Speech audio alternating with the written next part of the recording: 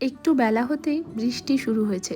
কতদিন পর যে এরকম একটা বৃষ্টির গন্ধ পেলাম, খুব ভালো লাগছিল। আমাদের ব্রেকফাস্ট কমপ্লিট। শ্রীহুর জন্য সবজি সেদ্ধ করতে বসিয়েছি, রান্না হবে, তবে তার আগে এদিকে ভাতটাও বসিয়ে দিয়েছি। প্রত্যেকটা কাজ দিদি সুন্দর করে গুছিয়ে দিয়ে যায়। আজকে আসেনি তাই সবটাই আমাকে করতে হচ্ছে। এদিকে শ্রীহুর স্নান কমপ্লিট, এখন একটু ডাব খাচ্ছে। ও আসলে আজকে 11টার আগেই স্নান করেছে, তাই এখন ডাব খাচ্ছে। এদিকে ওর বাবা আমার জন্য, ওর জন্য বেশ অনেকগুলো জুতো ড্রেস কিনে রেখেছিল। চেক করে দেখলাম প্রত্যেকটাই পারফেক্ট। এদিকে শ্রীহুর এখন লাঞ্চ টাইম।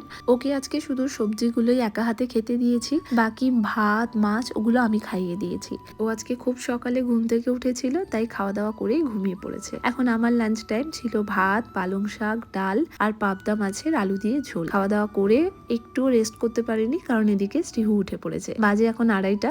ওকে একটু লেবুর রস দিলাম, সাথে আমি একটু ডাব খেলাম। 4:30টার সময় ওকে ওর খাবার খাইয়ে বেরোলাম দুজন ঘুরতে।